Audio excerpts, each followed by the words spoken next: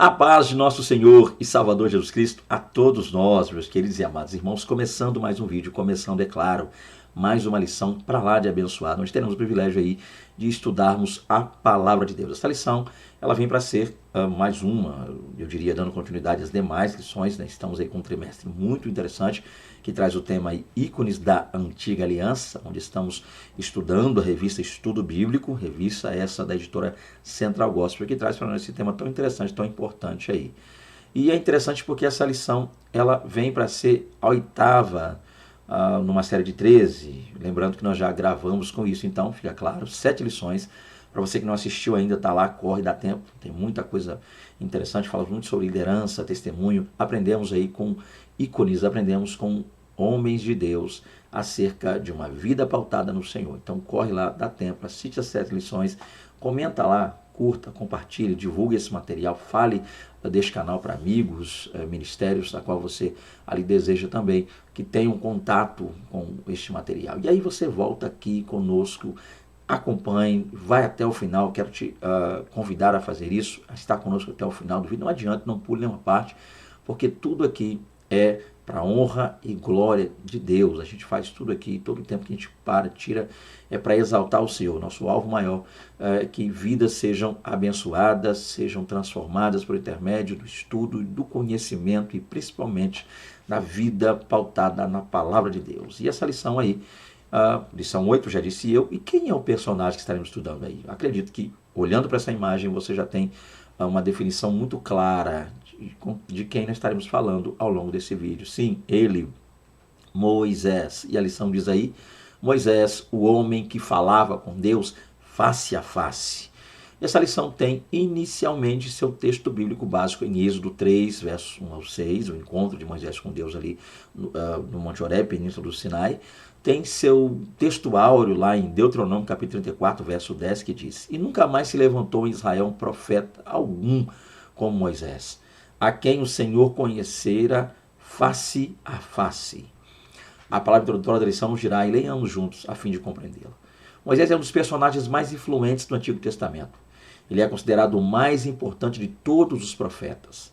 Acompanhado de Davi e Abraão, este filho de Arão tornou-se um grande referencial para o povo hebreu. Então está aí, já de início, alguma coisinha já relacionada a Moisés. Então é muito comum usarmos a pessoa de Moisés para trazermos e tratarmos muitos pontos concernentes ao estudo e conhecimento da lei. A gente aborda a pessoa de Moisés para falarmos sobre liderança, porque dificilmente se fala liderança cristã sem fazer uso da vida, do testemunho, do ministério de Moisés. Um grande, e eu repito, um grande líder foi Moisés. Então a gente vai, mais uma vez, traçar alguns pontos interessantes para tentar entender um pouco mais sobre Moisés. Aqui a gente já tem a introdução, ainda um de resumo, que fala um pouco da vida dele aí, né? Os 120 anos da vida de Moisés podem ser divididos em 3 etapas de 40 anos cada. Então, inicialmente, ele já tem aqui uma frase que define um pouco do que vai ser visto. Sabíamos que Moisés vivera 120 anos, isso está muito claro lá em Deuteronômio 34, nos mostra ali Moisés indo, guiado por Deus, sendo até o Monte Nebo, e ali no Monte Nebo, Moisés morre, né? E há quem tenha dúvida quanto a isso, se Moisés morreu ou não, mas no início de Josué 1, eu disse a Josué, né? Meu servo Moisés é morto, dispõe-te tu agora e atravessa esse Jordão. Ou seja, então, o ponto é que Moisés morreu sim, e dúvidas não restam quanto a isso. Mas ainda assim, a vida desse homem foi num total de 120 anos, dos quais podem ser divididos em 3 etapas de 40 anos cada uma delas. Vamos ver isso aqui no breve resumo. Então nós temos a primeira fase da vida de Moisés, está aí, 40 anos no Egito, como príncipe de Faraó. Então Moisés, os seus primeiros 40 anos foram passados na terra do Egito, ou seja, Moisés nasce ali e pelo menos até os 40 anos de idade ele vive naquela região sem ter, a princípio, inicialmente, uma noção, uma ideia de quem ele realmente é. Ele vive como um egípcio, criado como um egípcio foi, sem saber ele que na verdade era um hebreu. Novidade tornou-se para ele, até o ponto em que ele descobre isso, e aí vai haver uma mudança radical na vida de Moisés. A segunda fase da vida desse homem, também de 40 anos, olha que maravilha, dessa feita agora no deserto de Midian, como pastor de ovelhas, ou seja, uma espécie de resumo aqui, esses 40 anos segundos, né, essa segunda fase de 40 anos se dá inicialmente quando Moisés descobre, assim que ele descobre realmente que é um hebreu, ele passa a ver as coisas de forma diferente, até que um dia ele, vendo um homem egípcio machucando muito, né, castigando de maneira muito enérgica um hebreu, ele tira a vida desse egípcio e foge para o deserto e vai parar lá na terra de Midian, onde ali Moisés conhece Zípora, que será sua esposa, e por conseguinte Jetro, né, na qual será seu sogro, ou Reuel. Falaremos sobre isso ao longo desta aula. O ponto claro é que ele passa então na casa de seu sogro, com ele, sua família, formando ali uma família 40 anos. E por fim nós temos a terceira e última fase da vida de Moisés, que também se dá em 40 anos, dessa feita liderando o povo de Deus na travessia do deserto rumo a Canaã. Lá no deserto, Deus chama Moisés, o encontro com ele tem lá no Monte Horebe, uma região chamada Península do Sinai, e a partir dali, ainda com uma certa resistência inicial, mas ainda assim, Deus envia Moisés, ou traz Moisés novamente, se é que pode dizer assim, para o Egito, e Moisés ali recebe a incumbência e a missão de Deus de resgatar o povo, tirar o povo com fortes mãos de Deus, é claro, da terra do Egito, e conduzi-los até a terra que mana leite e mel, a saber, Canaã. E Moisés morre, então, quase que no fim desse processo aí. Interessante. Então, assim se resume a vida de Moisés. O que eu talvez poderia dizer ou acrescentar aqui na introdução, para você, professor que está lecionando, há pontos que são muito importantes. Acho que duas observações eu já faria aqui na introdução para tentar, dentro das minhas limitações, é claro, não sou nenhum mestre, nenhum doutor, mas te ajudar quanto a isso. O primeiro, ou a primeira, melhor dizendo, observação, seria o fato ligado ao título da lição. Né? O título da lição alude ao fato de Moisés, o homem que falava com Deus face a face. Possa ser que ainda na introdução você já tenha que parar para explicar isso, professor. E aí às vezes não é tão legal assim, às vezes o fato de que a gente tem pouco tempo para discorrer já com o conteúdo da lição, imagina parar para dar explicações que não estão na lição, porque é isso que eu vou falar aqui agora, pelo menos na lição de aluno, que é a que eu uso, não sei, professor, se tiver me corrijam aí, põe nos comentários alguma observação quanto a isso, mas vem aí o fato do título, porque alguém possa já no início, talvez antes que a lição comece, antes de fazer as leituras, a pessoa já está com o dedo esticado assim, erguido, e aí, o que você quer? Pois não, pode falar, professor, eu queria tirar uma dúvida aí, pode dizer, esse negócio de Deus falar com Moisés face a face, quer dizer então que Deus viu, ou melhor dizendo, que Moisés viu a face de Deus. O que eu diria é o seguinte, teologicamente é um assunto meio complexo, meio difícil de se trabalhar, mas que você pode sintetizar a resposta para os seus alunos. O primeiro fato é de que o termo face a face, no português, a tradução portuguesa face a face, alude a uma visão que nós temos muito, eu diria, atual e até quase que ocidental. Por quê? Porque hoje, falando em Brasil, quando a gente fala face a face, a ideia é o tete a tete, rosto a rosto, né? Tete a tete é uma questão francesa, a ideia de ver assim, olhar. Então, muitos entendem que, com isso, né, usando essa tradução literal, face a face, muitos entendem que Moisés via a face, viu o rosto de Deus. Moisés fora então o único dentro de toda aquela multidão que vira a Deus, rosto a rosto, tete a tete, face a face. Mas aí o que você pode dizer é que a palavra face, né, a palavra pen, da qual nós temos aí penei, né, penei, da onde saiu a expressão peniel, face de Deus. Logo é bom lembrarmos que essa palavra penei, como alguns acabam pronunciando, né, e a maioria fica com penei mesmo, para ser exato, penei, dá a ideia não só de face, rosto, mas também alude à presença. Isso é interessante. E há uma possível tradução ou entendimento onde face a face, no caso de Moisés para com Deus, não seria ver o rosto um do outro, ou estar rosto a rosto, mas dá a ideia de que no hebraico, ou dentro dos costumes judaicos, essa expressão aludia à intimidade. Dizer que falava Moisés com Deus face a face também reflete, ou seria o mesmo que dizer que Moisés falava de maneira íntima, intimamente, tá? Nem sempre poderemos levar essa tradução, a expressão face a face, tão ao pé da letra a ponto de pensarmos que a pessoa via o rosto um do outro. Nesse caso aí seria o seguinte, é claro que Deus vendo o rosto de Moisés, porém Moisés não vendo o rosto de Deus. Haja visto o fato de que lá no capítulo 33 do livro do Êxodo, Moisés pede para ver a glória de Deus. Não nos faça sair daqui se a sua presença não for conosco. Olha que coisa interessante. Então a palavra, essa expressão face a face, também alude não só à intimidade quanto à presença. Então você pode traduzir face, rosto, mas também a possibilidade de se traduzir ou de se entender por trás disso. A expressão rosto, sim, como eu já disse, perdão, é a expressão presença, intimidade e presença. Então, rosto, face, mas intimidade e presença também. Isso é interessante. E aí, nesse caso de Moisés, Deus falava com Moisés, ou Moisés com Deus falava face a face. Isso quer dizer que Moisés falava com Deus intimamente, de maneira íntima, um com o outro ali. Sem necessariamente Moisés ter visto com os seus olhos aí o rosto de Deus. Já visto o fato de que Moisés insiste para ver a glória, revela-nos, mostra a sua glória. E Deus disse a Moisés que passaria ali com a sua glória. E Moisés o veria de costas. E aí é interessante falar isso de costas, quer dizer o quê? Que Deus assumiu uma forma corpórea, e Moisés viu essa forma corpórea pelas costas, seria isso? Moisés teria visto a cabeça, por conseguinte a nuca, as costas, as pernas de Deus. E aí, por isso é que eu disse que a questão teológica é um tanto complicada. Tá? E aí eu acho que já dá para responder aos nossos alunos numa EBD, está muito tranquilo. Mais do que isso, eu precisaria falar via WhatsApp, ou talvez, quem sabe, gravar um vídeo só para explicar isso.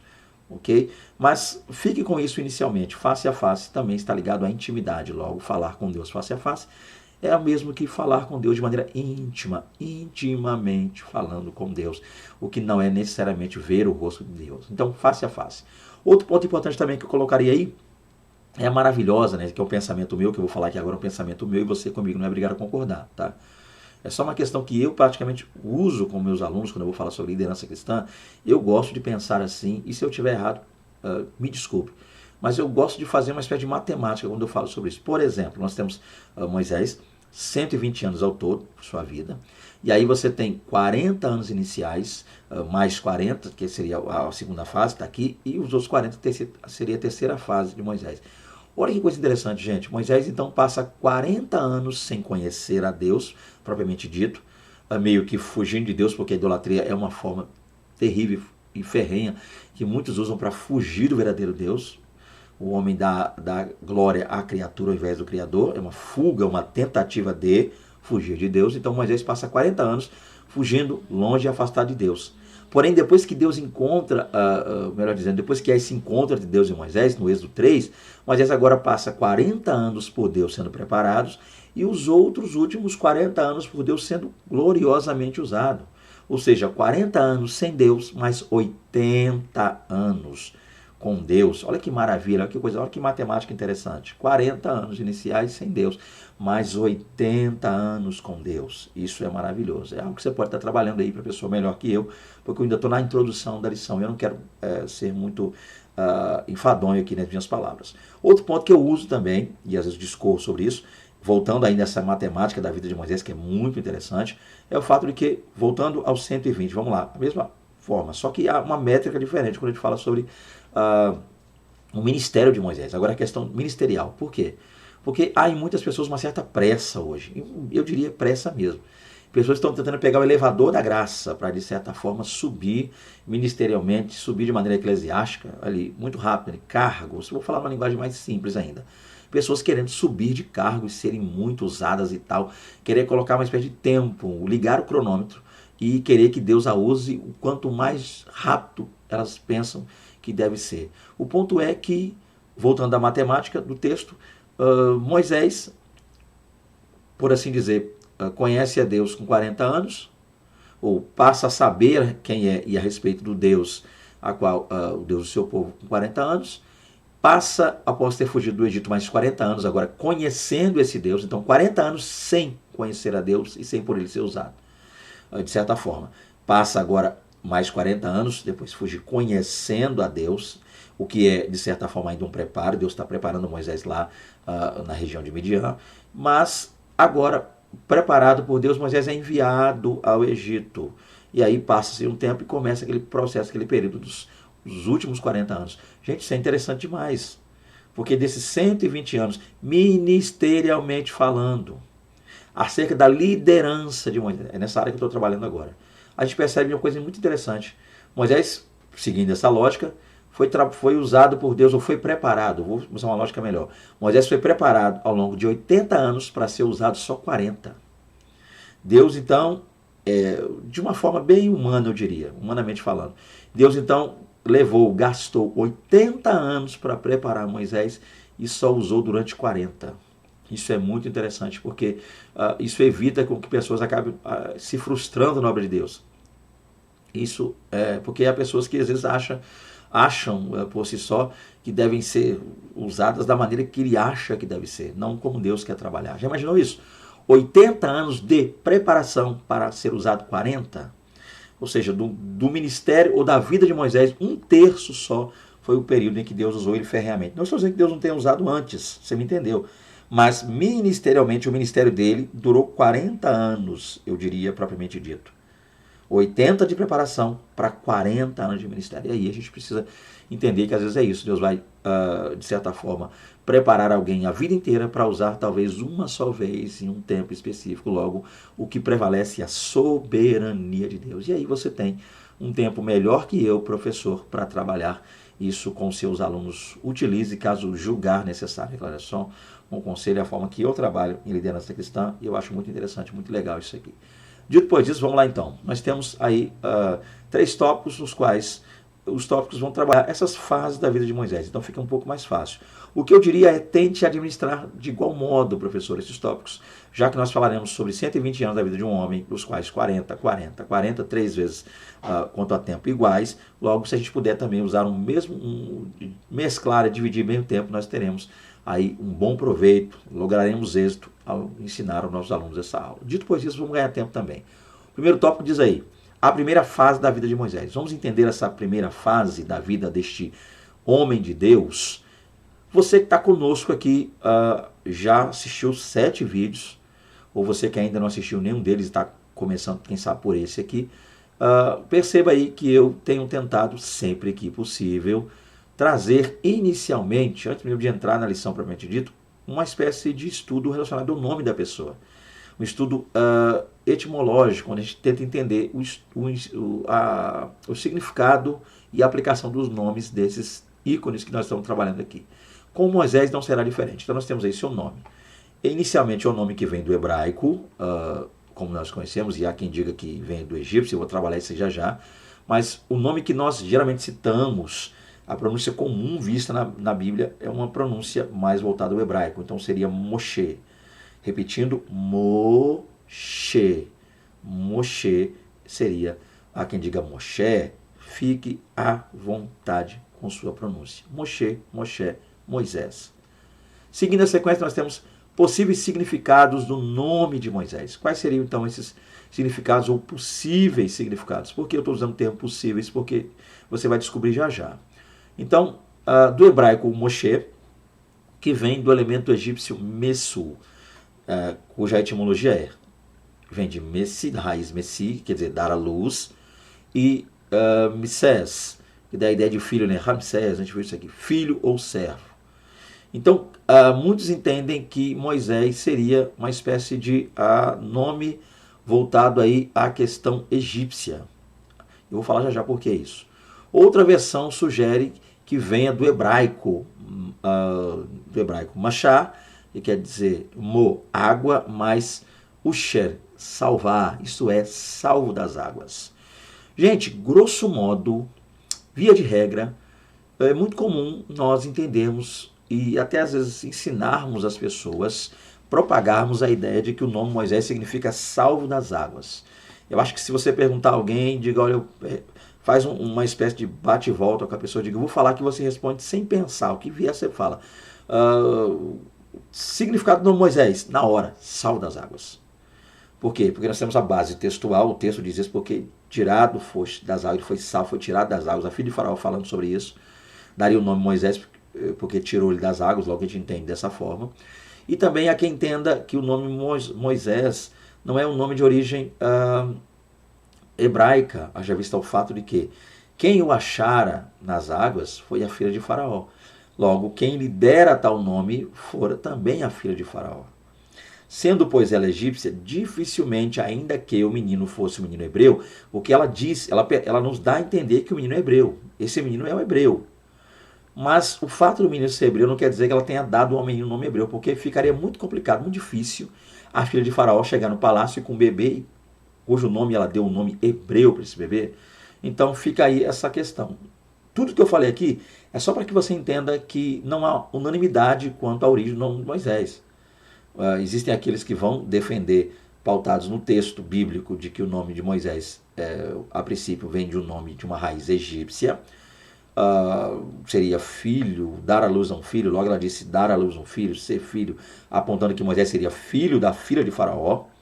Ou há quem use o termo Moshe mais voltado ao hebraico, dizendo que quer dizer salvo, esse salvo das águas, dando a entender aí que esse nome foi dado para ele pelos hebreus, e que ele teria um nome egípcio, mas esse nome Moshe dado por causa do que lhe acontecera durante esse processo, na qual ele foi encontrado pela filha de Faraó. Então, para que eu não gaste mais tempo aqui com isso, seja até mesmo mais objetivo, melhor dizendo, é entender isso aqui. O nome Moisés, existe uma certa dificuldade para entender o significado desse nome de maneira mais ampla. Mas está aí, tá? Salvo das águas é o mais usual, ok? Inclusive a revista segue esse processo de salvo das águas. Só para que você entenda aí, que me assiste, que não é tão simples assim descrever, decifrar e dar um significado claro e amplo ao nome de Moisés.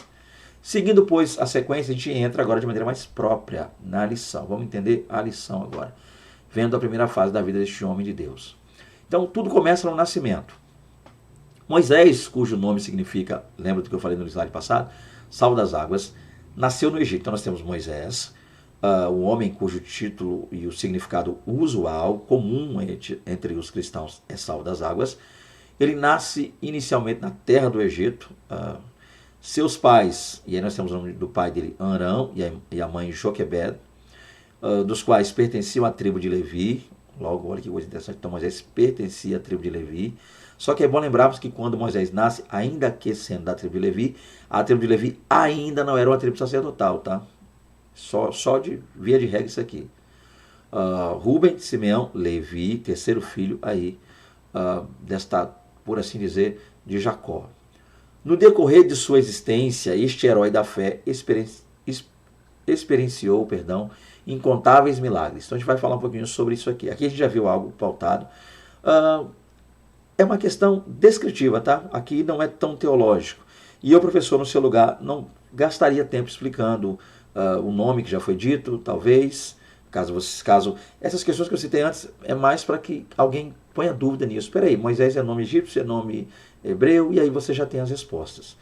A tribo que ele pertencia, para agora não é interessante, porque no início do seu nascimento, porque essa tribo ainda não é tribo sacerdotal, ela passa a ser depois. E vamos lá, na época do nascimento de Moisés, Faraó havia decretado que fossem mortos todos os meninos hebreus recém-nascidos.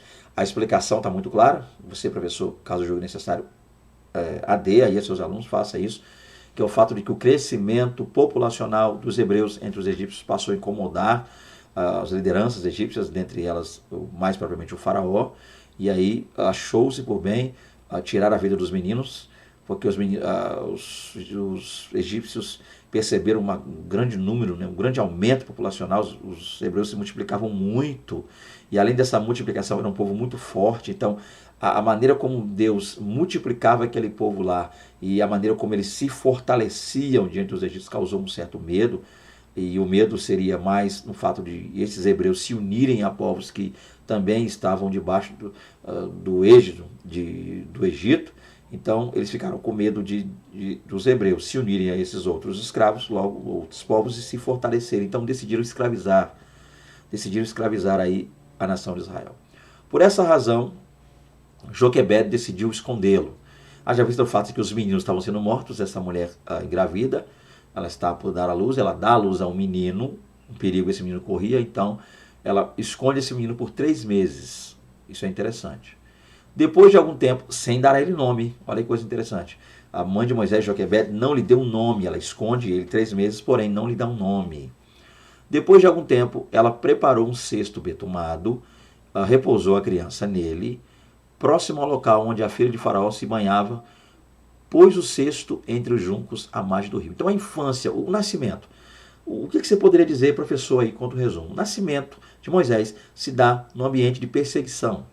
Os egípcios, que outrora amigos eram de Israel, convidaram Israel lá no tempo de José para morar lá. José leva seu pai juntamente com seus irmãos, passam a morar, lhe é dada a terra de Gósen, eles passam a morar nessa terra como convidados, mas com o passar do tempo, a morte de José, os anos vão se passando, e aí o faraó daquele tempo, junto a seus oficiais e líderes, percebe um exponencial crescimento dentro daquele povo, teme que esse povo, que muito crescia e muito se fortalecia, se una a outros povos que também estão habitando o Egito, e aí cria uma espécie de revolta, revolução, lutem contra o próprio Egito e o vençam. Então, temendo tudo isso, eles passam a oprimir e perseguir a Israel.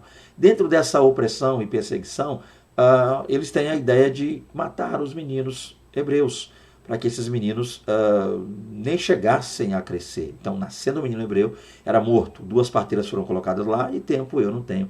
Quem dera tivesse para explicar melhor, mas é um resumo que você pode fazer aí, muito bom para a sua aula, professor.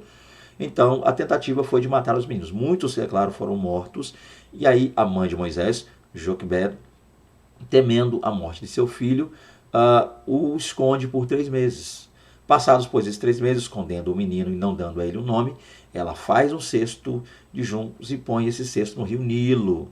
E aí, por intermédio disso, nós vamos ter um grande milagre que vai originar ali no testemunho de Moisés. Professor, vá só até aqui, porque o foco é nascimento, para que você não estique. Faça esse resumo até aqui. E aí você fecha com maestria seu primeiro subtópico. Há algum ponto a ser trabalhado aqui que talvez possa surgir na mente de algum aluno uma dúvida, e esse aluno possa trazer isso, e trazendo tal aluno isso possa engessar, e é bom que você, professor, se prepare. Eu acho que aqui é único e tão somente o fato de que muitos têm esse encontro entre a filha de Faraó com o menino Moisés como algo miraculoso, e esse milagre, ou essa maravilha, ela é bem enaltecida pelo fato de que muitos entendem que quando a mãe de Moisés colocou o cesto, ela teria colocado o cesto até onde uma mulher, até o máximo onde uma mulher hebreia podia chegar, morando eles em Gósen, ela colocou ali naquela região. E que há quem diga também que a filha de Faraó banhava-se lá no delta do Nilo, na parte mais límpida, mais clara, na melhor parte da água.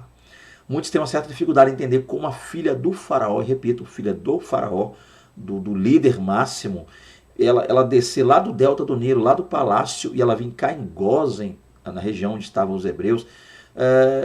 Tentar explicar isso é difícil. A filha de Faraó banhando-se nas águas do Nilo, sim, é o Nilo, é o rio deles, tá? Mas na região próxima onde estavam os hebreus, sendo ela rica como era, sendo ela da realeza como era, ela certamente se banharia na melhor parte, na parte mais bonita, bela, na melhor parte do rio Nilo, que era geralmente o delta do Nilo, lá em cima.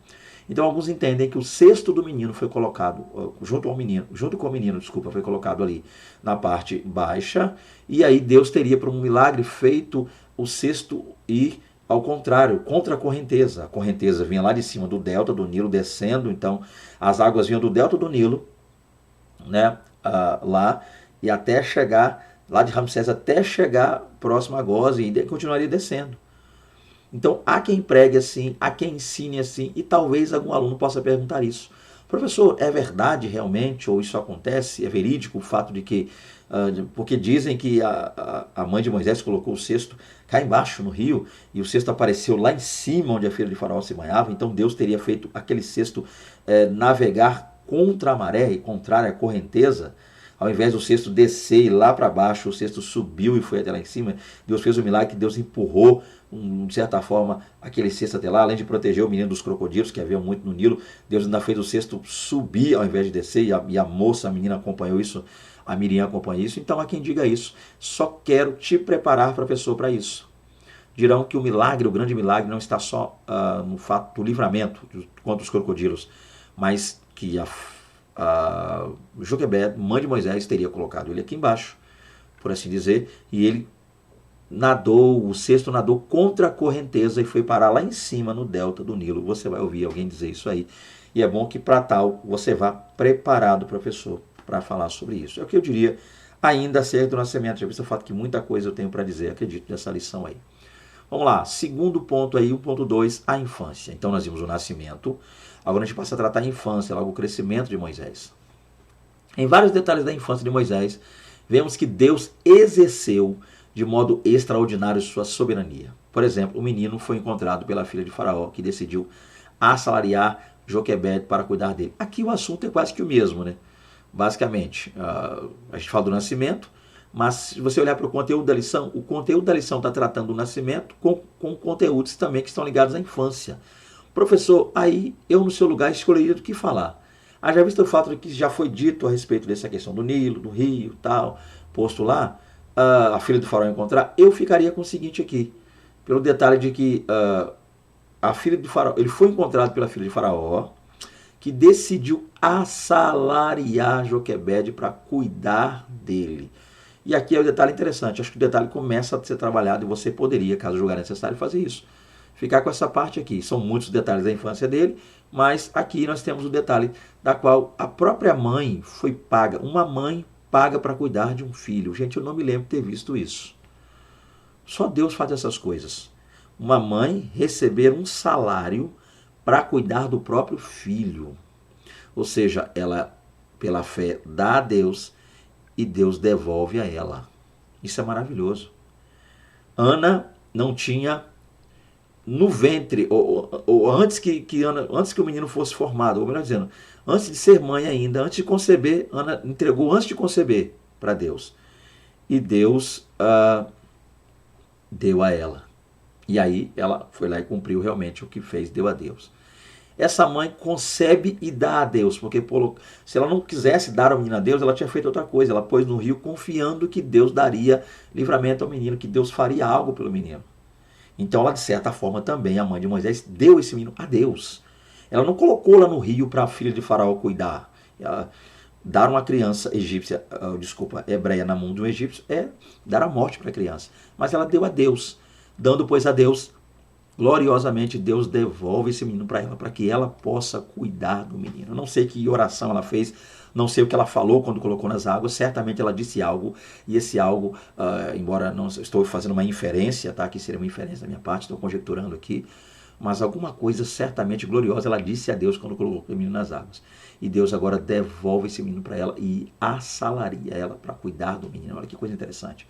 Miriam acompanha o cesto, Miriam acompanha aquele cesto, vê o momento em que a filha do faraó, banhando-se, pega o cesto, vê o momento em que a filha do faraó vê o menino, se afeiçoa pelo menino, e aí essa menina, mais que depressa, antes que aquela filha de faraó pudesse esboçar qualquer tipo de reação, a Miriam entra em cena, ainda que criança, ainda com a menina, mas ela entra em cena de maneira gloriosa e faz a pergunta: quer que eu traga aqui, quer que eu traga uma mulher dos hebreus para cuidar desse menino? Olha que coisa de Deus na mente dessa jovem criança, Miriam.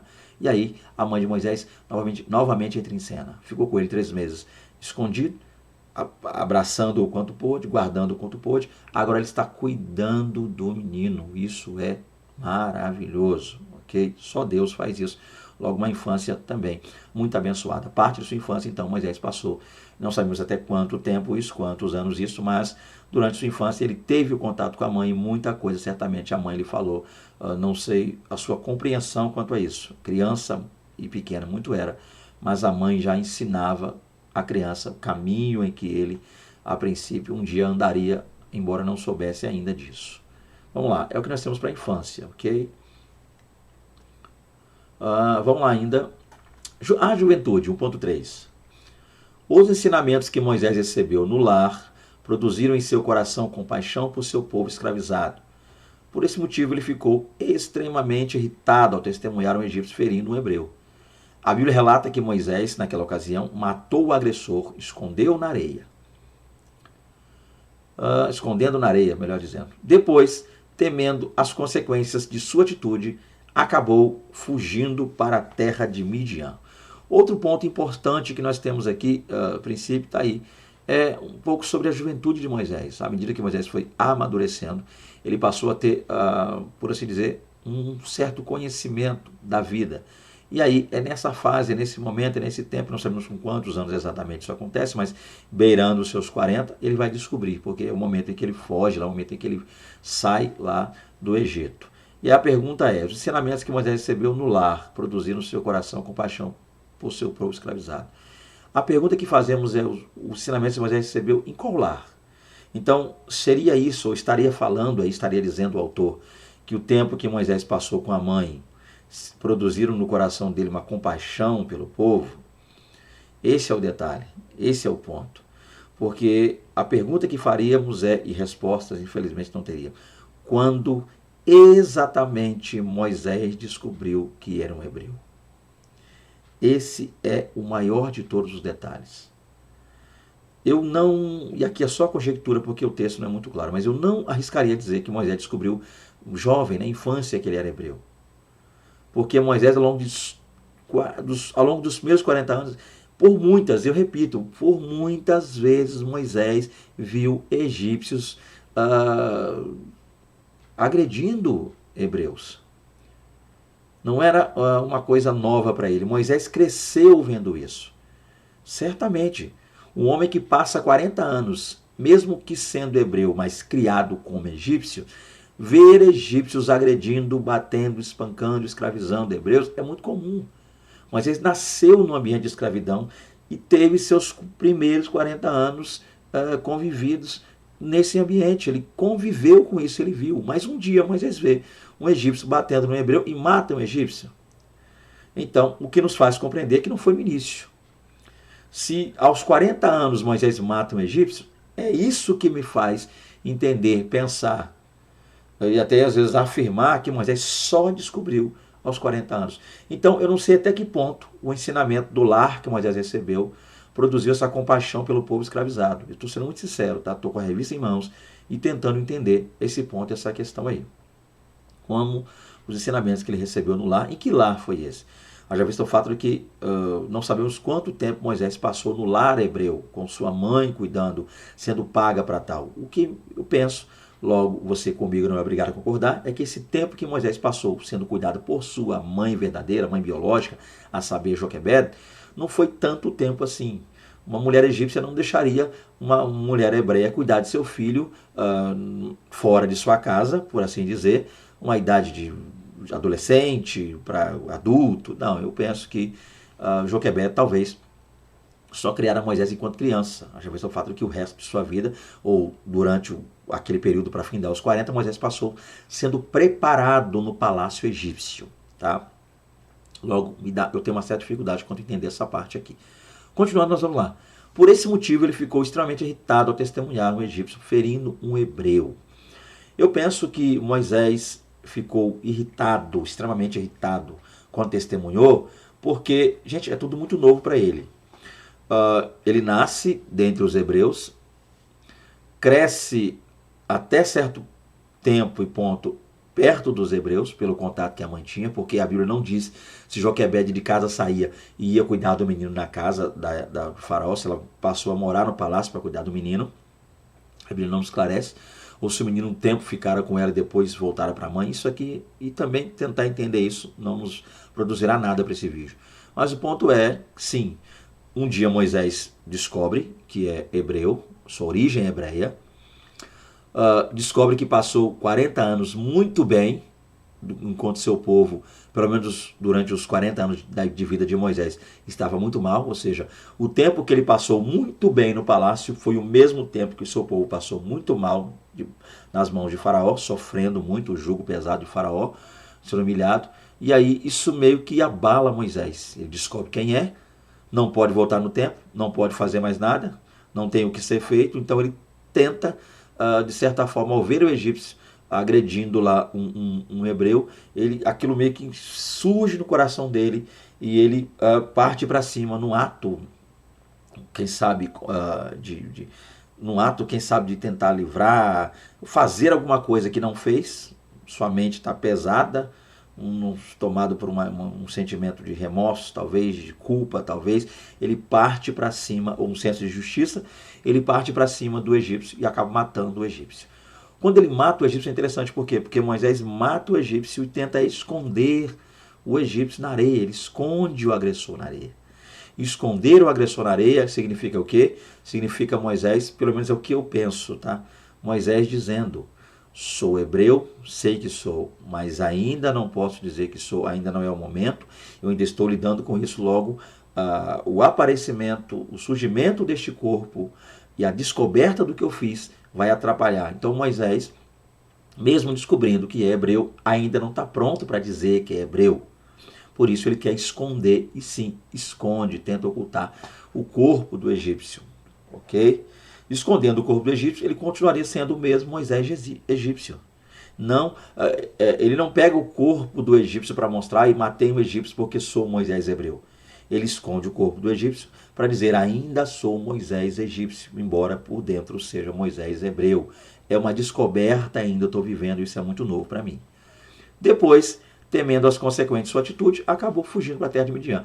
Não sabendo o que fazer e como lidar com aquilo, eu penso, e eu vou dizer outra coisa aqui agora, que você ainda não é obrigado a concordar comigo, mas eu penso que não foi só a morte do Egito que fez com que Moisés fugisse, ou o medo das consequências do tal assassinato, mas também Moisés, eu acredito, não estava pronto para continuar vendo seu povo sofrer.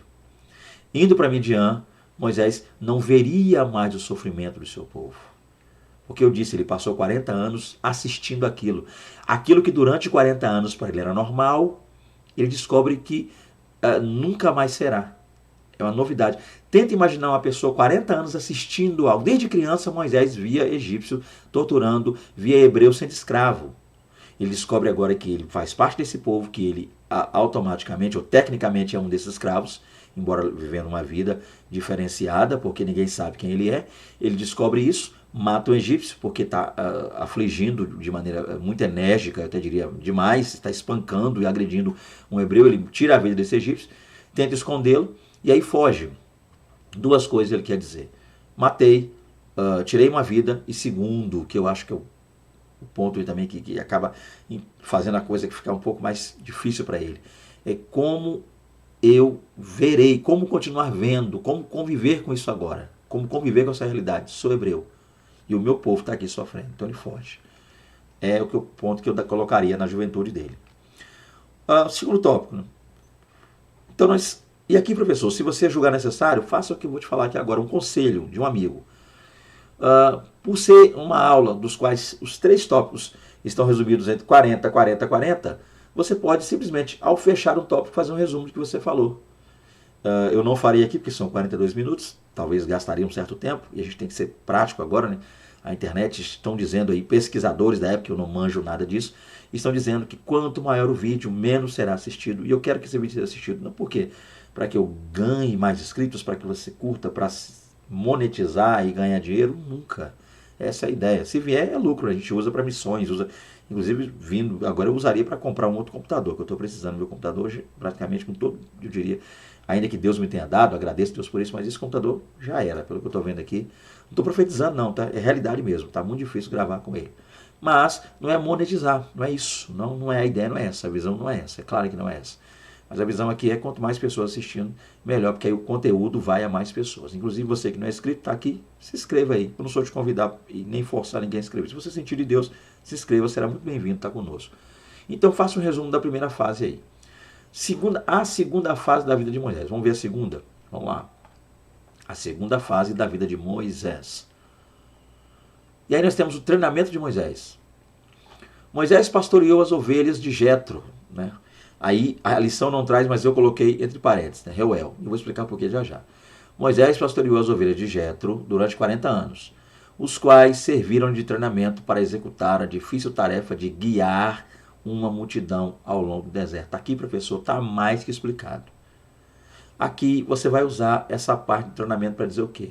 Para dizer que esses 40 anos que Moisés passou, dessa feita agora em Midian, morando com Jetro, casado com Quetura, seria o nome da mulher de Moisés. Quetura, não me fugiu o nome dela agora, mas vamos lá. Ainda assim, o ponto é entender o seguinte: entender que Moisés está agora morando com seu sogro. Gente, me fugiu de coração, como eu não edito meus vídeos, me fugiu o nome da mulher de Moisés, mas vamos aí, se eu lembrar eu falo aqui. O ponto é entender que Moisés, casado agora e com a família, esse período em que Moisés está pastoreando ovelhas, nós entendemos como Deus usando estes 40 anos agora, que vem, a segunda fase, como uma espécie de treinamento. Deus está treinando Moisés. Só que é bom de lembrarmos uma coisa, não quero voltar ao primeiro tópico, mas o assunto aqui requer. É bom entendermos que Moisés passou também esses 40 anos iniciais treinando. Dessa feita foi Moisés sendo treinado pelos egípcios. Moisés era instruído na cultura egípcia. Isso que é interessante. Instruído na cultura egípcia. Porque os egípcios, naquele tempo, já se falava sobre botânica, física, matemática, astrologia. Talvez não como hoje, mas de uma maneira bem, ainda que primária, mas falava sobre esse ponto. Moisés, então, aprendeu muito sobre isso. Moisés foi instruído na questão da cultura egípcia, ligado ao panteão de deuses lá do Egito, né? Moisés adorou esses deuses, serviu esses deuses. Então, Moisés foi preparado para ser um grande líder na cultura, no tempo e lá dentro do império egípcio. Moisés seria um grande líder. Não estou dizendo com isso que Moisés seria o faraó, porque essa questão de faraó está muito atrelado a sangue, dinastia, era ele um filho adotivo, mas ainda assim Moisés foi treinado para exercer um grande posto na cultura egípcia. Mas agora Moisés está sendo preparado por Deus, treinado por Deus. E esse treinamento começa quando Moisés, morando ali, Zípora, lembrei o nome da mulher de Moisés, está vendo aí? Zípora. Quetura é a mulher de Abraão, a segunda mulher de Abraão. Zípora, eu vou tentar não me esquecer.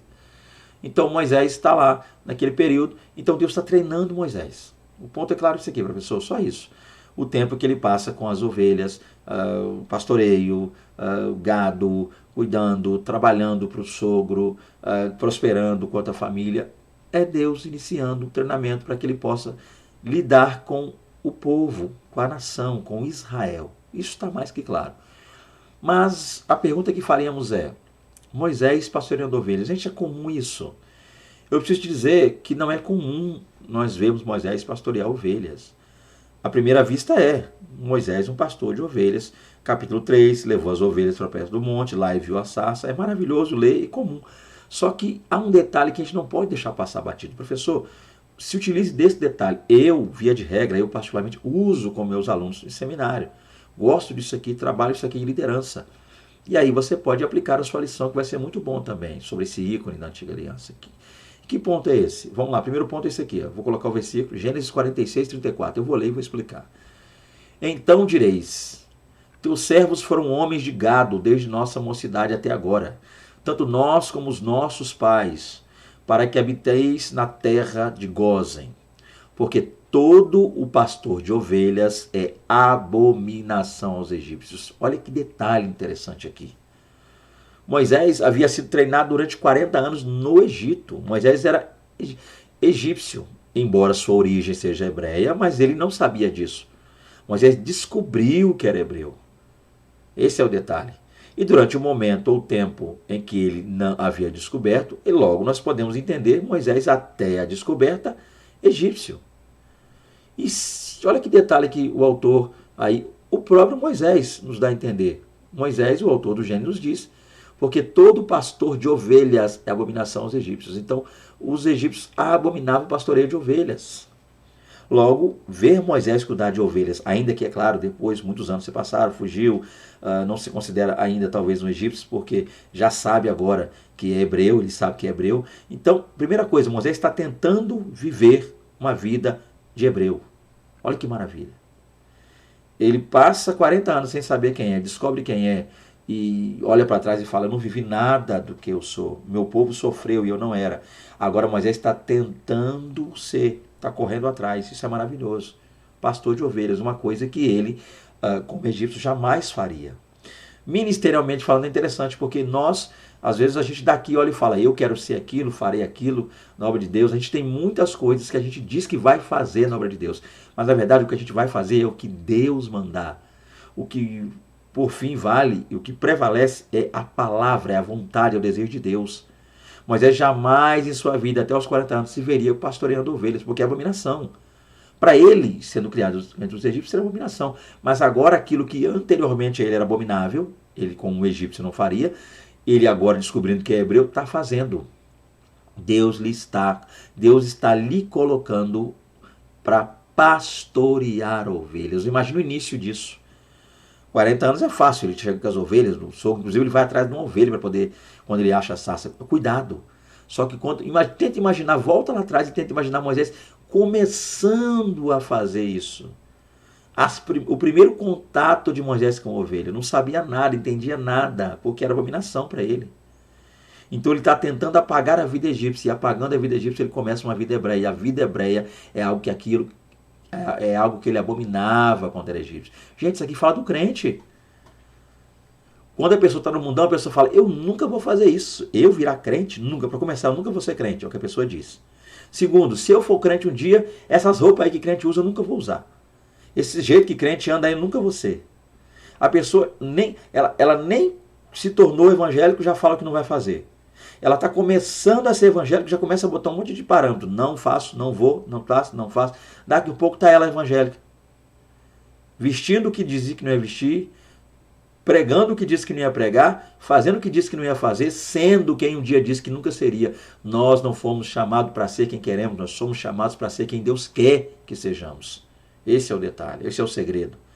Moisés se tornou o que Deus queria que ele fosse.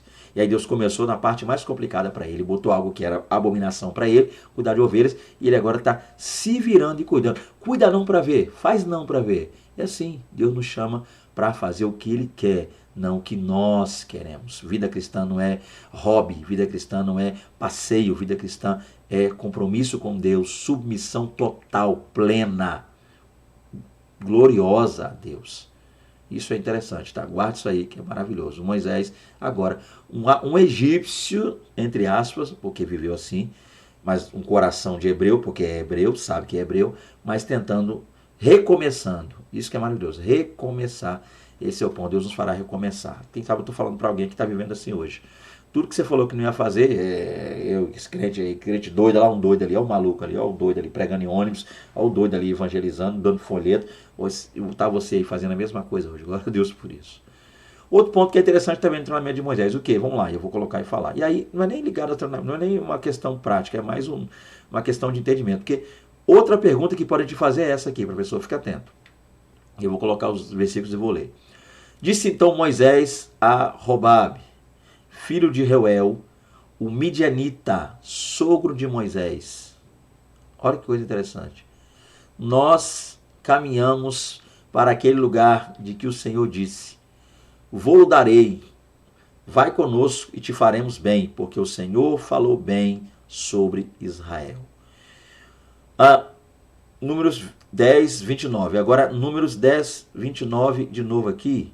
Olha que coisa. Não troquei o versículo, perdão. Não troquei o versículo, agora que eu estou percebendo. Vamos lá. Éber Quineu se tinha apartado dos queneus, juízes, tá? Dos filhos de Robabe, sogro de Moisés, e tinha estendido as suas tendas até o carvalho de Zaanim, que está junto a Quedes. O que você percebeu aqui? E é isso que eu vou falar. Possa ser que algum aluno, professor, no meio da aula te pare e fazer a pergunta. Vem cá, o sogro de Moisés, o nome dele era Jetro ou Reuel? Então há quem fique, às vezes, preso a isso. Duas respostas, correndo contra o tempo, eu posso te dar para te ajudar com seus alunos, professor. Quanto ao nome deste homem, há duas questões. Jetro ou Reuel?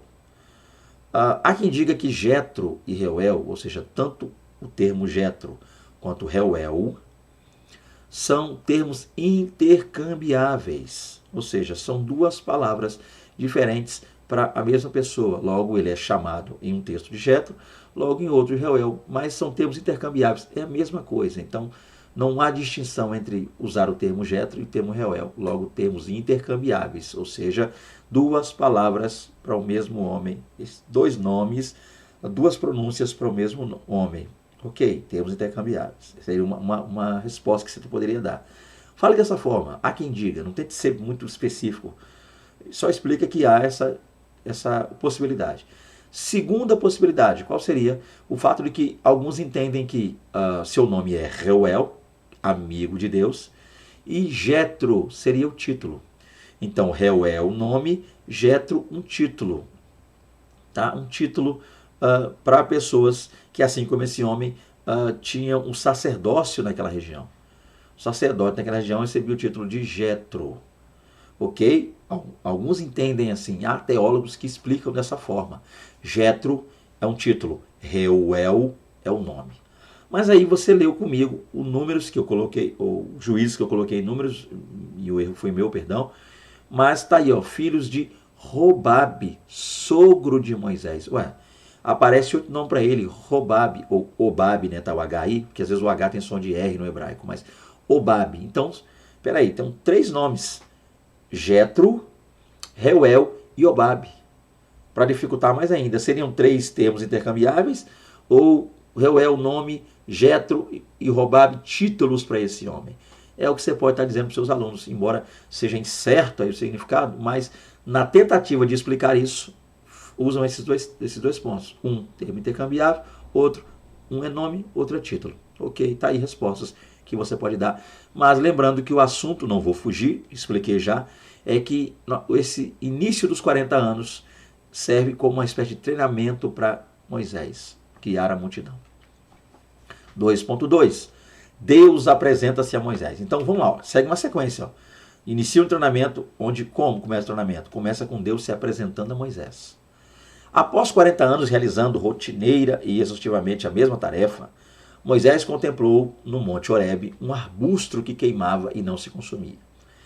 A sarça é um arbusto espinhento, muito comum no deserto daquela região e em terrenos áridos como aquele, a temperatura pode chegar perto de 60 graus Celsius. Deste modo, não é incomum alguém ver árvores secas incandescerem por combustão espontânea. Entretanto, quando Moisés observou um arbusto queimando sem consumir-se, ele percebeu que havia algo sobrenatural. Vou pegar a segunda parte e vou explicar. Moisés aproximou-se da sarça para contemplar melhor o fenômeno, mas surpreendeu-se com a presença e a voz do anjo do Senhor, uma aparição teofânica do Filho de Deus. Então ele tomou conhecimento de que o Altíssimo o havia escolhido para ser seu agente na libertação dos israelitas, pondo fim à dolorosa escravidão no Egito. Para começar então, nós temos Deus se apresentando a Moisés. A princípio, isso ocorre no capítulo 3 do livro do Êxodo. Faça um resumo breve desse capítulo. Moisés apacentava as ovelhas de seu sogro Jetro. As ovelhas se extraviam, e parte delas, Moisés vai atrás da ovelha que se extravia, e aí ele tem um encontro lá com o Senhor. E esse encontro se dá quando Moisés vê uma sarça queimando. Até então, entende-se que era algo comum, mas essa sarça queimava, mas não se consumia, ela continuava da mesma maneira. E aí nós temos o primeiro contato aí. Há quem use, professor, quem utilize, você pode fazer o mesmo caso julgue necessário, a sarça como um exemplo claro do crente, a saber, da igreja. A sarça como um exemplo da igreja, ou seja, a sarça é um arbusto pequeno, não é uma árvore gigantesca, frondosa, um arbusto pequeno. Isso fala da humildade e simplicidade do cristão, da igreja. É espinhento, fala da vida do cristão, do ministério. A vida ministerial não é fácil, a vida eclesiástica e espiritual não é fácil. Ser crente é algo para alguns muito espinhoso, complicado. Essa árvore ela cresce e se prolifera no deserto. A vida do cristão, o cristão na humildade, a sarça como pequena, espinhoso, espinhento, e a vida do crente não é fácil, a dificuldade que é, a perseguição e luta que sofre o cristão. Comum no deserto, fala das provações e privações que o cristão passa. Olha que coisa você pode trabalhar. Incandescente, ou seja, é algo que se acende muito rápido. Isso fala da unção de Deus na vida do cristão. O fogo do Espírito Santo agindo, trabalhando gloriosamente na vida do cristão. Então você pode usar a sarça como um exemplo, caso você julgue necessário aplicá-la aí. E tempo, é claro, tempo para tal. Coisa que eu não tenho aqui, infelizmente. Mas você pode aplicar aí a sarça. E o que chamou a atenção de Moisés ali é o fato do arbusto se queimar? Não. Porque está aqui muito claro que arbustos, numa região árida como aquela, quente como aquela, o arbusto poderia... Era comum você passar e ver mato pegando fogo, queimando arbusto. Mas o que chamou a atenção de Moisés é que ele olha, vê que está queimando muito, só que ainda que esteja queimando, não se consome. O que novamente fala da vida do crente. Isso que é interessante. Tudo que a gente passa, ao invés de nos consumir, nos torna mais fortes ainda. É o que ele viu na sarça. E você pode aplicar isso. Aí Moisés se aproximou para contemplar melhor, ver aquilo. E assim que ele está se aproximando, ele ouve aquela famosa frase, né? Tira as sandálias dos seus pés, porque o lugar que tu estás é terra santa. Ok? Então ele tem aí um encontro com o Senhor. E fica entendido que esse encontro foi com o anjo do Senhor. Marliá Yavé é a expressão hebraica. Maliá Adonai, Maliá Yavé, Maliá Yahweh, o mensageiro do Senhor, logo o anjo do Senhor, com o artigo definido, tá? O anjo, que é, na verdade, uma aparição ou uma manifestação teofânica de Cristo Jesus no Antigo Testamento, onde teo, da ideia da palavra grega Deus, fânica seria da palavra faneia, que quer dizer aí aparição, surgimento, visível. Então, Deus se fazendo ver por intermédio ali de algo, ou que de uma certa situação, teofania. Entendendo que Moisés teve esse encontro com Cristo Jesus, ainda antes de Cristo vir como homem, ele se manifestava de diversas formas no Antigo Testamento. Chamamos isso de essa manifestação de teofania. Logo, também, o anjo do Senhor é o nome que se dá. Então ele tomou conhecimento que o Altíssimo havia escolhido para ser seu agente na libertação dos israelitas. Isso aqui está claro, está específico, está muito claro. Então Deus se apresentou a Moisés. Nós estamos falando do treinamento dele nessa segunda fase de 40 anos. Então Deus cria uma situação na qual a sarça está lá ardendo em chamas, mas não se consome. Moisés, atrás de ovelhas que se extraviaram, chegou lá viu, ele parou para ver o que estava acontecendo, ficou maravilhado com aquilo. Enquanto ele olhava para aquela sarça que não se consumia, uma voz brada de lá. Logo Deus fala com ele e manda que ele tire as sandálias dos pés. Aqui está muito claro, não é nada tão teológico. Talvez o fato de que alguém possa perguntar, mas espera aí, por que Moisés tirou as sandálias dos pés? Gente, é outro detalhe também que é muito interessante. Às vezes você percebeu que eu tenho trazido assuntos que eu não tenho tempo de explicar aqui. Por que não gravar vídeo só para explicar isso? Talvez eu não faça isso agora devido ao tempo, a demanda está muito grande, mas eu faço isso via de regra, e você vai perceber isso, professor de EBD, porque você está no meio de uma sala, falando de Deus, se apresentando a Moisés, um aluno levanta a mão, você vai pensar que ele vai perguntar alguma coisa ligada ao assunto, e ele pergunta, vem cá, já que o senhor tocou no assunto, professor, e a sandália de Moisés, por que tirar a sandália? E aí o negócio desanda, tá? Então há quem diga que Moisés tirou a sandália porque a sandália era egípcia. Eu não sou favorável a isso, porque se Moisés fugiu do Egito, reaparece 40 anos depois com uma sandália egípcia diante de Deus, essa sandália também durava 40 anos. Se a sandália que Deus fez durar 40 anos nos pés dos israelitas, um milagre de Deus para 40 anos essa sandália durar, logo o diabo também fez a sandália de Moisés durar 40 anos, porque é sandália egípcia, então não é legal falar isso, sandália egípcia. Há quem diga que é por causa do ponto de contato, né? O Moisés tira os pés, escravo, servo, Moisés é servo, é escravo, é plausível isso. Tirar a sandália dos pés apontaria para o fato de ele estar se tornando um servo de Deus. Há quem diga que é o chão, o contato do pé com o chão. Gente, é muita coisa a se dizer, tá? Muito detalhe. E aí, um zap que você pode me enviar, a gente pode trabalhar esses pontos aqui. Mas, professor, se prepare para responder isso, pelo menos, que vão te perguntar. 2.3, Deus chama Moisés. Então Deus se encontra com ele e agora vai chamá-lo. Há uma sequência aqui, professor. Siga e respeite a sequência. Deus se encontrou para nesse encontro, através desse encontro, Deus chamar Moisés. Moisés declarou sua completa incapacidade de levar a cabo sua missão de legislador e libertador de Israel. Mas Deus reafirmou o seu chamado, concedendo-lhe visão, autoridade e sinais para executá-la. Além disso, ele determinou que Arão fosse seu porta-voz diante de Faraó e do povo. Aqui está muito claro, Deus se encontra com Moisés, agora Deus chama Moisés para que vá até o Egito, e a primeira coisa que a gente percebe é que Moisés não quer ir. Para isso, Moisés demonstra de diversas maneiras sua incapacidade. Porém, está muito claro que Deus reafirma o chamado, Deus é enérgico com Moisés, reafirma o chamado, e Moisés agora tem que ir ao Egito. E por fim, Deus vai levantar para Moisés o porta-voz, que seria o Arão. Perguntas que faríamos seria, é verdade que Moisés é gago? Por isso que Moisés era incapaz de falar, ele era gago? Porque ele usou o termo pesado de boca, pesado de língua? Gente, eu diria que não. Ao invés de você ficar se perguntando se Moisés era gago ou não, entenda que Estevão nos mostra lá em Atos, se não for a memória é o 7, se não for o 7 é o 6, eu peço perdão, mas eu creio que está no capítulo 7, Estevão diz que Moisés era um homem poderoso nas palavras, sisudo, poderoso, eloquente. E ainda que Moisés fosse gago, Deus não curaria a gagueira de Moisés? Moisés, foi eu que fiz a boca, eu fiz a língua. Deus explica para Moisés isso. O que nós temos que entender é que Moisés usa essa expressão, pesado de boca, pesado de língua, tá? Interessante. Ele ainda usa lá o termo, não me lembro qual é o hebraico aqui, eu não estou com a Bíblia hebraica aberta, mas é algo parecido com sou homem pesado de boca, né, pesado. Eu não sou. O bom é que Moisés usa o termo que ele diz que não é eloquente. Guarde isso aqui, Moisés está dizendo, eu não sou eloquente. O fato dele usar o termo boca e língua vem do que ele falou primeiro, eloquência, embora a palavra eloquência não exista lá naquele contexto. Moisés falou o seguinte, não, que seria lo, ish, homem, lo, não. Ele fala ali devar, ou devarim, né? Ish lo devarim, não sou um homem de palavra, eu não tenho palavra. Não quer dizer que ele não tenha palavra no quesito embasar, honrar a palavra, mas ali quer dizer que ele não sabe o que falar. Ele não é eloquente. Ish, homem, está lá no hebraico. Lo, não, está lá no hebraico. Devarim, palavras. Ish, lo, devarim. Não sou o homem de palavras, eu não tenho tantas palavras assim, eu não sou eloquente. Essa é a tradução portuguesa, não sou eloquente. Tudo isso é só para você entender uma coisinha simples e básica. Não leve em consideração, Moisés era gago? Não, ele não queria ir. O ponto principal é que Deus chama Moisés, está ali, Deus chamou Moisés, é o título que eu estou trabalhando aqui na lição, para não fugir da lição. Mas entenda que Moisés não queria ir, então são desculpas de alguém que não quer ir. Pesado de boca, pesado de língua, ele não sei o que. Moisés não era nada disso, ele não queria ir, essa é a verdade, não queria ir.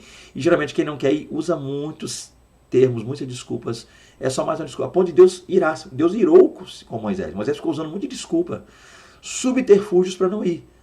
A ponto de no final acabou indo, acabou cedendo. E aí Deus falou com Moisés, eu farei, eu te darei ou enviarei a você Arão, que será sua boca, ele falará por ti.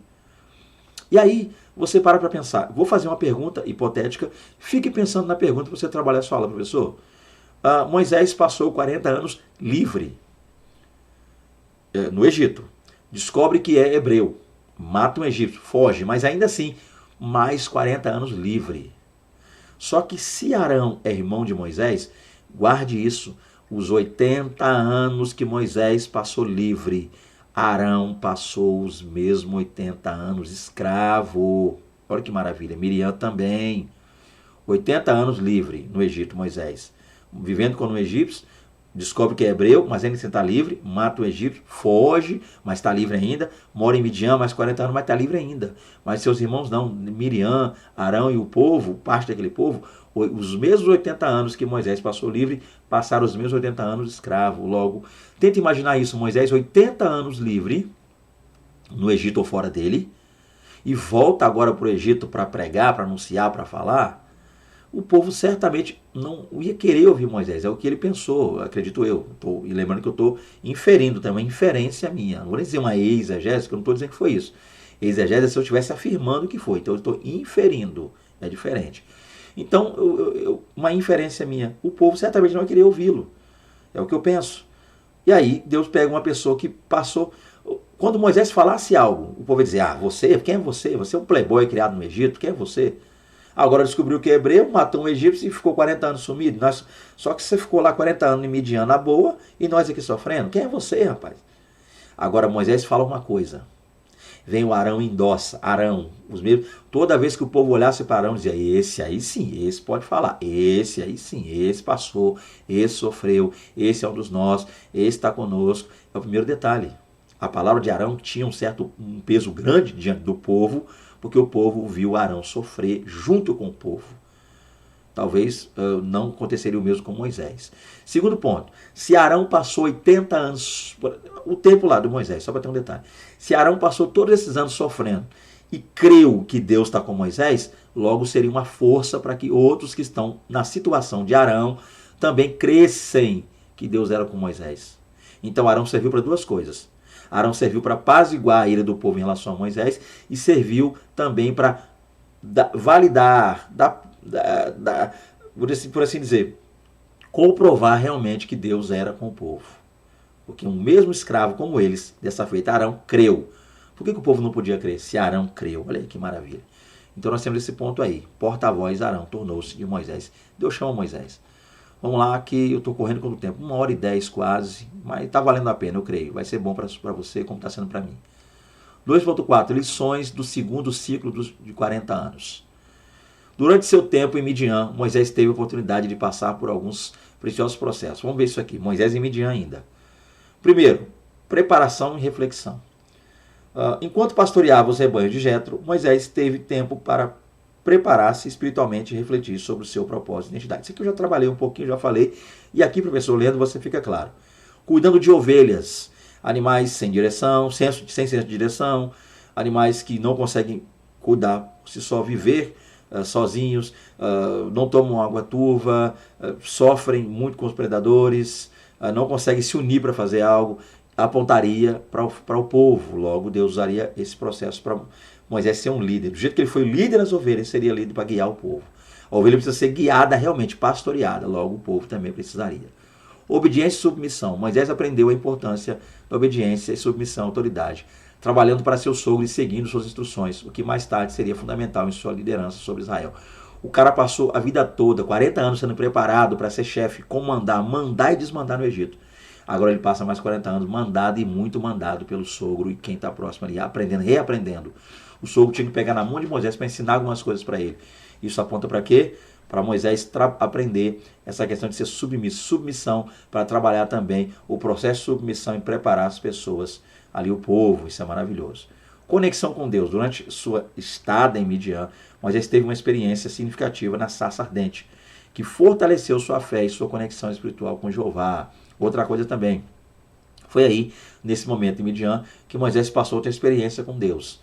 Não se iniciou na sarça, porque sendo seu sogro um sacerdote de Midian, ele ouviu falar, o sogro foi lhe preparando, ele teve muita experiência, quem sabe até eu diria teórica, e aí ele encontra com esse Deus, ele tem esse encontro, logo ele vai viver na prática tudo que ele aprendeu de seu sogro. Então, outra coisa interessante, essa conexão é feita ali nesse tempo, esses 40 anos. Por fim, terceiro e último tópico, a terceira fase da vida de Moisés. Vejamos. Vamos lá. Fase decisiva, inclusive. A terceira fase da vida de Moisés. A terceira fase é a mais importante na história de Moisés. Por quê? 3 fatos extraordinários situam-se nesse período. O primeiro fato, qual é? As tribos de Israel começaram a construir uma identidade nacional. Então, gente, é a partir do ministério de Moisés que a gente vê realmente Israel ser chamada de tribo. Elas se unem para isso. Até então, elas são famílias. A gente chama de tribo por chamar, mas elas não se viam ainda, não se uniram como tribo. Em Moisés, ou no ministério de Moisés, Deus passa a dar essa identidade, essa mente, essa mentalidade, essa união, essa questão de esse povo se unir realmente de forma tribal e entender que eles são uma só nação, mas que essa nação tem aí as suas tribos, sua identidade. Israel passa a pensar como só na liderança de Moisés. Prova disso é que quando Josué morre, Israel se espalha. Então eles se unem em Moisés para criar o que nós conhecemos como tribos e deixam de ser só famílias, mas tribos, um povo, uma nação forte. Segundo, as leis foram estabelecidas pelo próprio Deus. Outra coisa, também no tempo de Moisés, que Deus, levando Moisés e toda aquela nação que com ele estava lá para o Monte Horebe, na Península do Sinai, Deus dá as leis. O povo passa a viver debaixo de uma lei. Viveram eles no Egito, pautados nas leis, regras egípcias, sofrendo, não tendo uma identidade própria, passam a ter identidade de povo, nação, tribos, juntas, unidas, unificadas, e agora recebem a lei, os mandamentos divinos, as leis divinas. Eles passam a viver como um povo, uma sociedade em Deus, através da lei que Deus deu a Moisés. Isso é maravilhoso. Por fim, o tabernáculo, local da manifestação da glória divina, foi construído. E aí, é também no tempo de Moisés que Deus dá a ordem para que se construa o tabernáculo. E é maravilhoso por quê? Porque Israel, vamos pegar agora, vamos unir esses 3 pontos para trabalhar um ponto interessante aqui. 2 pontos que eu quero trabalhar com vocês aqui. Primeiro ponto, inicialmente Israel se une, formando tribos, para que eles continuem unidos e vivendo em comum e juntos. Deus dá a lei para que obedeçam a lei, e essa lei trabalha o respeito mútuo, o respeito a Deus, a adoração a Deus e o respeito mútuo. São as leis que vêm para trabalhar isso. 5 pontos ligados a Deus, os mandamentos, e os outros 5 mandamentos ligados à questão do povo, a comunidade de Israel. Então Deus dá as leis. Por fim, Deus dá um lugar para eles se encontrarem com Deus, um ponto de encontro, um ponto de contato, que é o tabernáculo. O povo iria até o tabernáculo levando suas ofertas, ou seja, o tabernáculo era o local de encontro com Deus. Deus cria uma nação, através de tribos dispersas, espalhadas, Deus os junta como povo e cria uma nação, dá a essa nação leis para mantê-los unidos e dá um ponto de contato, um encontro, um lugar um local específico, o tabernáculo, para que eles possam ali com Deus se encontrar. Isso é maravilhoso. Gente, isso fala de hoje. A segunda aplicação que eu faço é essa. A primeira eu já fiz agora. A segunda é a igreja. O que é a igreja? Tribo de Israel, o que é a igreja? Mesma coisa nós hoje. Pessoas totalmente diferentes convivendo juntas debaixo do mesmo teto, a saber ali, adorando a Deus. Comunhão. Atos dos Apóstolos. Comunhão. Nós estamos em comunhão. Eu sou totalmente diferente de você que me assiste, como você que me assiste é muito diferente de mim, e a gente vive juntos em amor e comunhão. O primeiro ponto é esse. Segundo, leis. O Evangelho, a palavra de Deus. A palavra de Deus, a Bíblia Sagrada, nossas leis. Conjunto ali de regras, práticas, lei, nossa regra de fé e prática, leis, palavra de Deus. Terceiro, tabernáculo, um lugar onde a gente se encontra para reunir, o templo, onde a gente pode adorar a Deus juntos. Isso é maravilhoso. Ao mesmo tempo que isso aponta para Israel no tempo de Moisés, aponta para hoje. Comunhão do povo, obedecendo à vontade de Deus, às leis de Deus. E terceiro, em comunhão, adorando, juntos, congregando em um tabernáculo, a saber, um templo. Isso é maravilhoso. Vamos lá. Moisés encontra-se com o faraó, 3.1. Moisés decidiu voltar ao Egito e lá convenceu os hebreus a organizarem-se para a grande marcha rumo à terra prometida. Olha aí, gente. Moisés e Arão tiveram sucessivos encontros com o faraó, que resistiu, por um lado, por um longo tempo, à ideia de libertar os hebreus e permitir sua saída do seu território.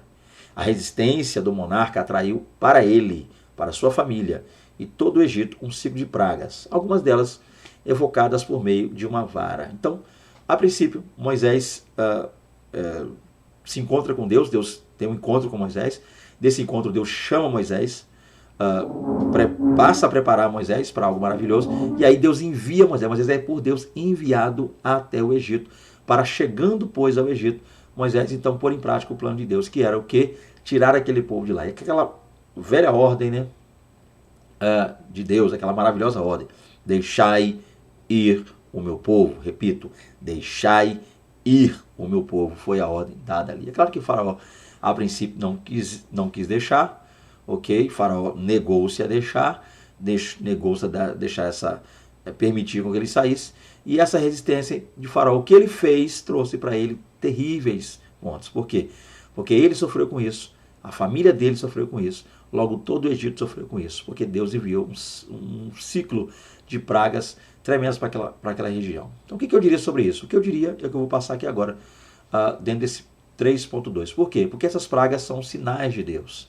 Aqui, professor, você não precisa ter tanto detalhe para explicar. Você vai ganhar até um certo tempo nesse aqui. Faça uma junção do 3.1 com 3.2, ou leia os dois e explique no 3.2. O que eu faria, professor, é isso. Gente, eu vou ler o 3.1 e vou ler junto o 3.2, igreja, porque eu vou explicar tudo num só, os sinais de Deus, porque o assunto é o mesmo, ok? Cada praga teve, da parte de Deus, o propósito de desmoralizar as divindades egípcias. Além disso, o Senhor quis deixar um registro de como ele libertou o povo por meio de muitos sinais, os quais serviram de memorial para os hebreus. Aí nós temos aí a última praga, né, que é a ênfase aqui, a 10ª praga, a morte dos primogênitos egípcios. Quebrou a resistência de Faraó e convenceu a permitir a saída dos filhos de Israel, o que aconteceu logo após a celebração da primeira Páscoa. O professor lê os dois, você volta lá no primeiro e diz o seguinte, gente, de maneira inicial, Deus envia Moisés. E Moisés vai ao Egito e ele tem um encontro com o Faraó. Se não me falha a memória, é o capítulo 5 mesmo, do Êxodo.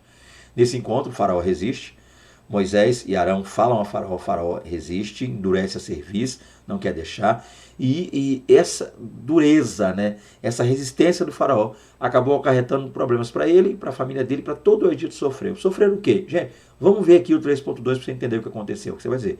Vamos ver, alunos, o ponto 2 para entender o que aconteceu. Você vai com seus alunos para o próximo subtópico. Você ganha até um certo tempo na aula aí, professor. O que aconteceu?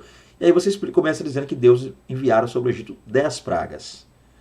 E essas 10 pragas enviadas ao Egito foram terríveis. E em diversas áreas dessas pragas, o Egito sofreu muito.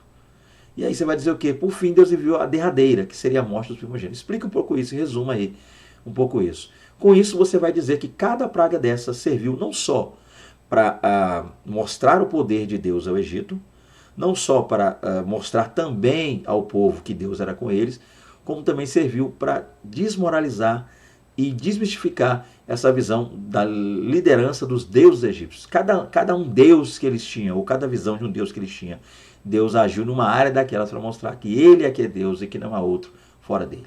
E aí você tem as pragas, tá? Eis aqui um slide que eu coloquei só para mostrar. A primeira, águas de sangue. A segunda, rãs, piolhos, mosca, pestilência, úlceras, saraiva, gafanhoto, treve, porfírio, primogênito.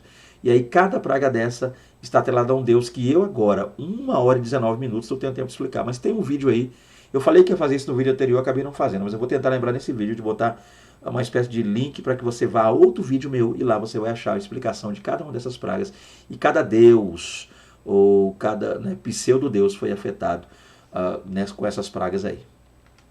Por fim, 3.3, 40 anos de peregrinação. Moisés é referido no texto bíblico como o varão mais manso da terra.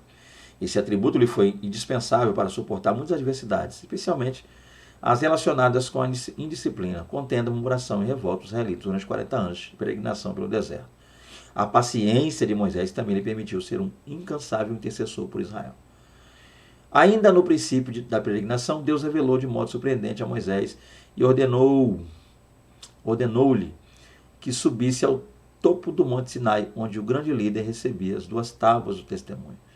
Acontecimentos notáveis foram registrados durante os 40 anos de peregrinação pelo deserto, como o episódio da descida do maná, a instituição do sacerdote arônico, a água que manou da rocha e principalmente a construção do tabernáculo. Aqui você tem o seguinte, é um resumo dos 40 anos finais, é só um resumo, professor, que você vai trabalhar. Começa falando sobre a mansidão de Moisés e há pessoas que ficam preocupadas com isso. Como assim Moisés era manso? Como é que o homem manso bateu na rocha? Como é que o homem manso orava a Deus e Deus mandava juízo sobre o povo? É bom lembrar que mansidão ali não significa dizer que Moisés era alguém, vamos falar isso aqui, né? Sonso, aquela pessoa pacata, isso não quer dizer isso. Essa mansidão que nós dizemos Moisés diz respeito ao fato de que Moisés era alguém que ponderava muito antes de tomar uma atitude, embora tenha batido na rocha, uma coisa que ele não fazia sempre.